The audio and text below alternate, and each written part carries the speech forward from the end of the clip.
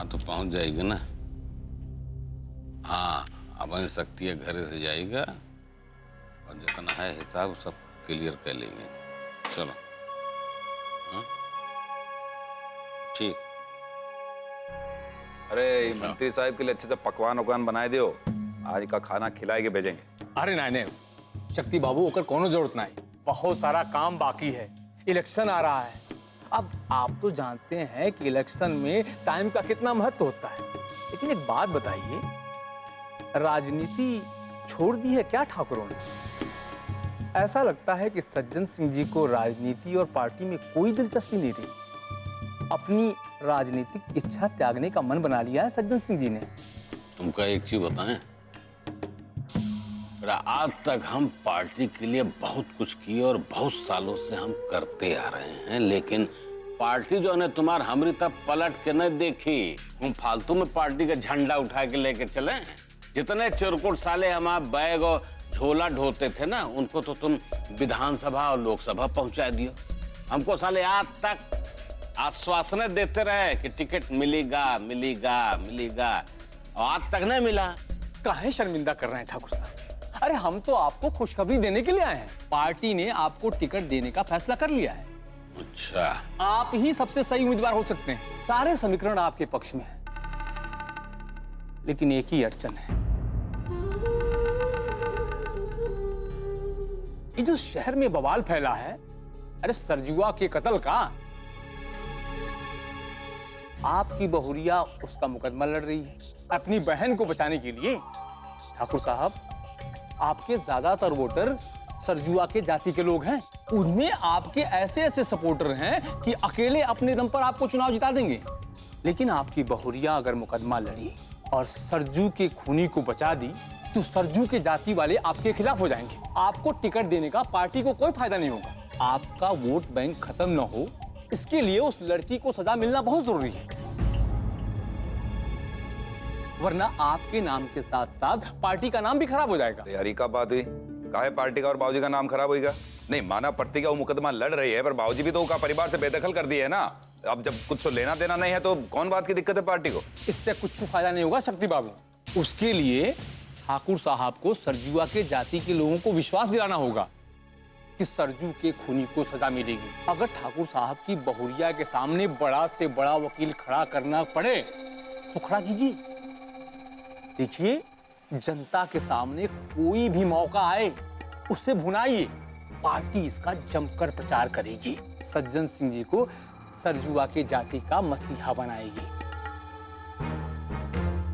ऐसे मौके बार बार नहीं आते हैं ठाकुर साहब। जनता कहेगी कि कैसा आदमी है कि जनता के लिए अपने परिवार से लड़ गया। सरजू को न्याय दिलाइए।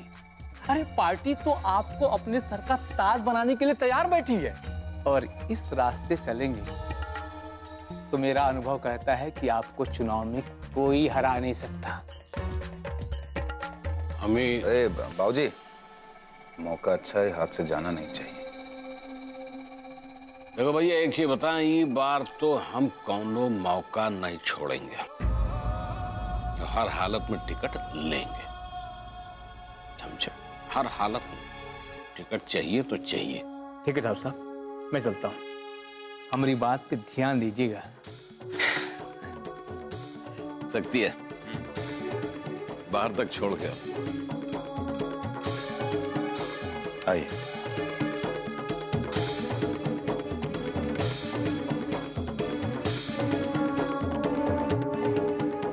चला, ये बार तो टिकट हमको लेना है और जीत हासिल करनी है। भले सलाह के लिए हमको कुछ भी करना पड़े, कुछ भी।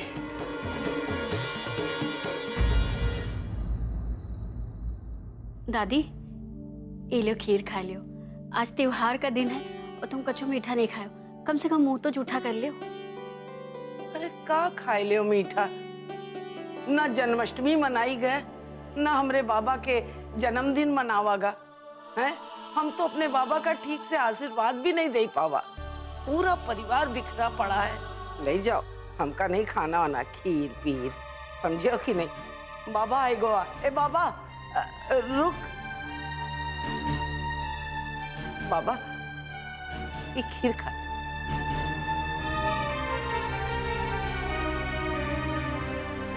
ए बाबा, हमार बात काट के ना जाओ, कहे दई थे रुक जाओ।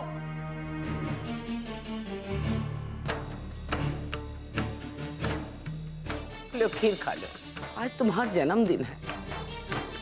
तुम अपनी बूढ़ी दादी के हाथ से खीर नहीं खाई हो।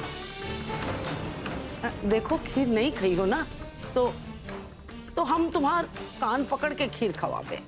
देख आज जन्मदिन है ना, बिना मुंह मीठा किए सोना अच्छा नहीं है।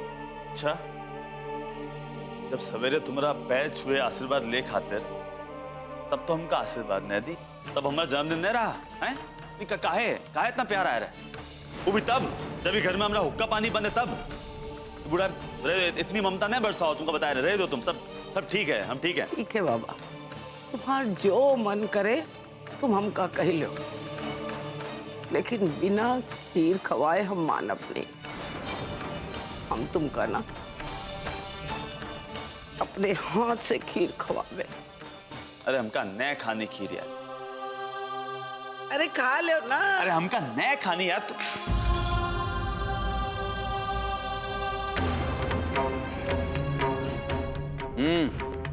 का हो कर रहा है यहाँ?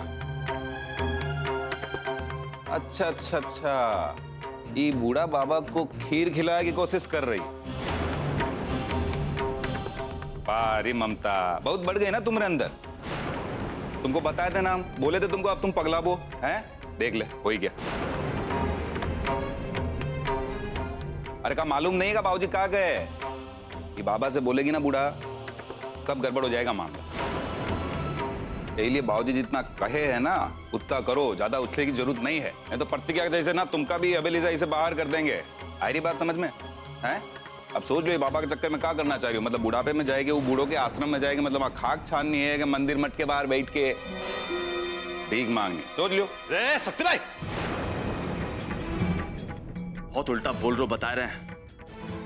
हमारे बड़ के भाई ने होते ना तो हड्डी हड्डी चटकाए देते। अभी बूढ़ा का अपमान कर रहे हैं, बूढ़ा का। बड़ों की इज्जत करना सीखो, नहीं तो कभी कुछ गलत हो जाएगा तुम्हारे साथ। हटो यहां से।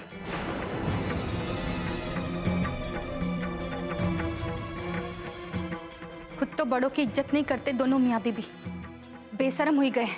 सारी गुंडा यही दिखानी है उका। और आप काहे चुप पे खड़े रहे, काहे कुछ नहीं बोले उका? यार इतना गुस्से में मत तमतमाया करो। हम लिए नहीं बोले कि हमारी नजर बड़े खेला पे है,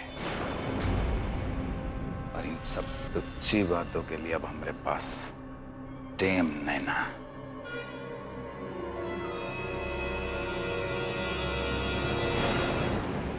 अरे का दादी यार, वो कम है का यार? हमका एक के बात समझ नहीं आ रही। जब हम सही कर रहे हैं और ये छोटी सी सच्चाई उनके समझ में नहीं आ रही, तो हमका अकेला छोड़ दो।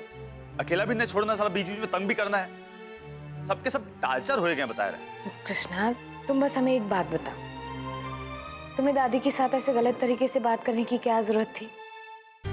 बस तुम्हारे जन्मदिन के मौके पर खीर से तुम्हारा मुंह मीठा कराना चाहती थी ना।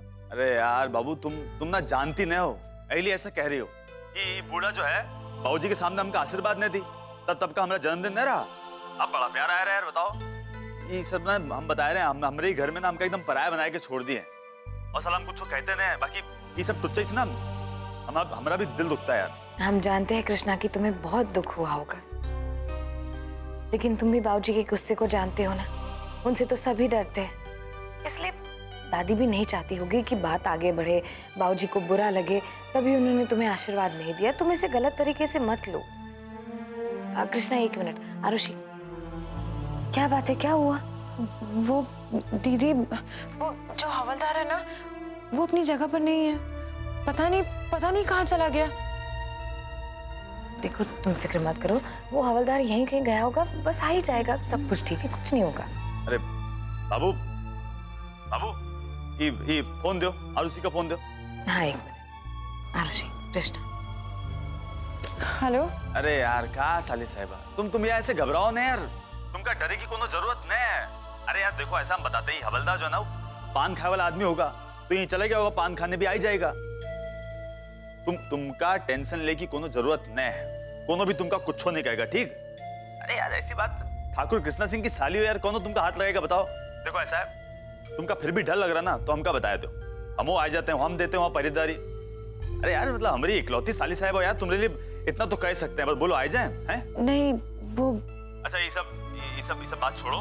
देखो तुमका ना एक बहुत जरूरी बात बतानी है हमका। ये ना हमारे दिमाग में एक बहुत बढ़िया प्लान आया बिजनेस का। ये एक बार ये मुकदमा खत्म हो जाए तो तुम्हारे साथ बैठ के तुमका पूरा प्लान समझाते हैं। बहुत बहुत मतलब गजब का प्लान है। अरे यार तुम्हारी पढ़ाई लिखाई हमारा दिमाग मतलब मिलके दोनों एकदम जमाए देंगे। क्या कहते हो, सही है? जी। अच्छा तुम एक काम करो, देखो अब ना तुम एक बार मुस्कुराए दो, एक मुस्कुराए दो यार, और फिर अपनी दीदी का फोन दो, उसे भी बतिया लें।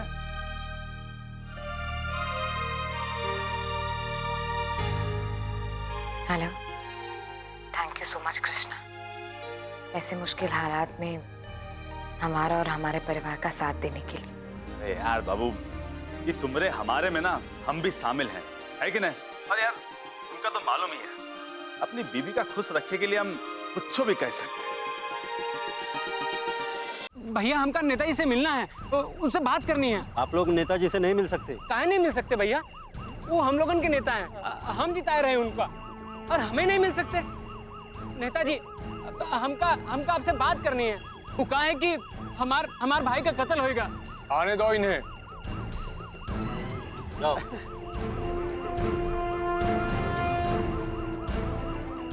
कहा मंत्री जी, आप हम लोगन की जात के इतने बड़े मिनिस्टर हैं, आप तो कुछ कीजिए ना। काहे कि हमारे भाई का खून बहा है, और आप है कि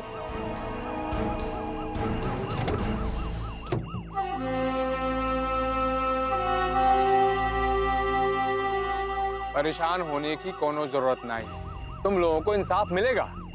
हमने बाहुबली सज्जन सिंह जी से बात कर ली है, सरजू के हत्या का केस वो लड़ने में मदद करेंगे। सरजुआ के हत्यारों को बहुत जल्द सजा मिलेगी, और तुम लोग आराम से घर जाके सोई जाओ, हम है ना?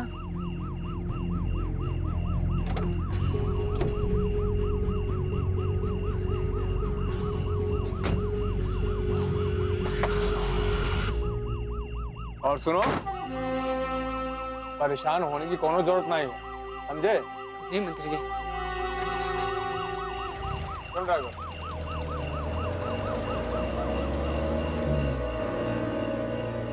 चलो अभी टेंशन दूर होएगा। मंत्री जी ने मुकदमा लड़ने का इंतजाम करवाए दिया। पुलिस कोर्ट कानून को जो करना है वो करेगा ही, बाकी हम हाथ पे हाथ रख के नहीं बैठ सकते ना। अरे भाई मरा है हमारा, और उसके कत्ल का बदला तो हम उस दूसरी से जरूर लेके रहेंगे। ऐसा सबक सिखाएंगे उका कि उका अपने पैदा होने पर पछतावा होगा।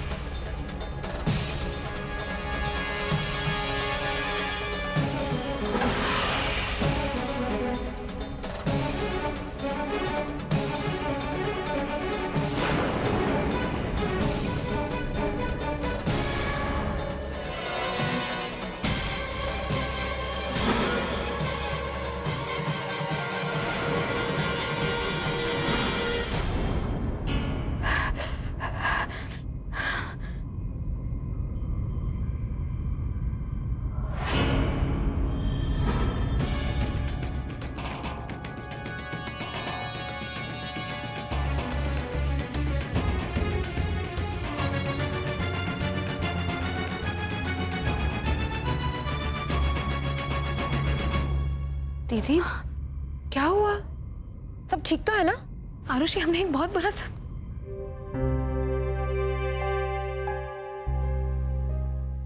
हम बस अभी आते। क्या हुआ? दीदी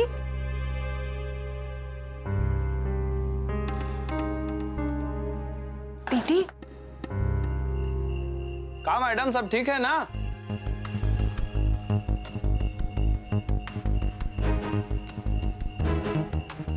देखा, हमने कहा था ना डरने की कोई बात नहीं है।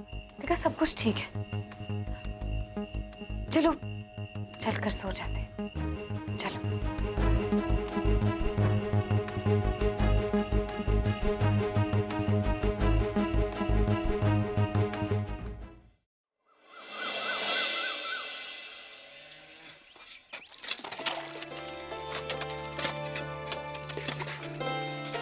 वाह, अरे बाबूजी, प्रणाम बाबूजी, प्रणाम प्रणाम।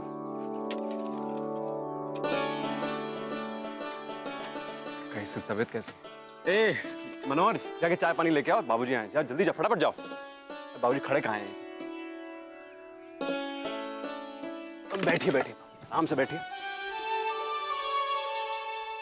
बेटा, शकुंतलिया नहीं दिखाई दे रही है, कहाँ है? वो चिलबिला गई हैं कुछ दिन खातिर। क्या है? सब ठीक तो है ना? खानू बात नहीं बाबूजी, वो माल गुजारी दिए खातिर गई हैं। हम न जा सके तो अम्मा गई। बाकी तुम्हारा वकालत ठीक चल रही है? कोनो नया मुकदमा लियो? अभी बाबूजी वो धान वान लगवाए हैं ना, बरसात का मौसम है तो मुकदमा लेने रहे हैं। और अब तो वैसे भी ऐसा लगता है बाबूजी जैसे शहर जो है सुधार की ओर है। अच्छी बात है ना गुनाह होगा, ना कोर्ट कचहरी होगी, सब आराम से सुकून से रहेंगे। नहीं बेटा, वो राम राज्य नहीं आएगा, कब्बो नहीं आएगा। अला ऐसा कौन सा दिन है ना जो दिन ये खबर ना हो कि बलात्कार हो गया, मर्डर हो गया, डकैती पड़ गई।